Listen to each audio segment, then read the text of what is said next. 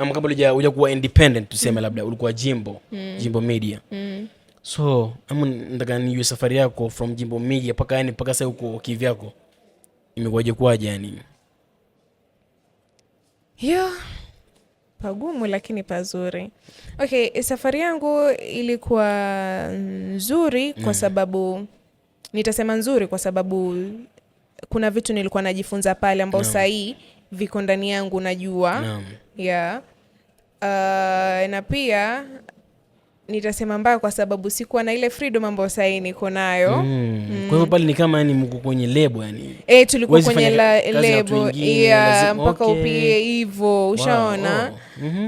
Sasa yani sasa inaweza kufanya kitu chochote ninachokitaka kwa sababu mimi ndo boss. Mimi ndo mwenye kusema leo nafanya hivi, kesho nafanya hivi, yani mimi ndo napanga. Lakini kama hiyo. Lakini pia kama ingekuwa si Jimbo Media nisingeweza sasa hapa kusimama hivi ama kufanya vitu zangu ambavyo sasa nafanya. Mashaallah.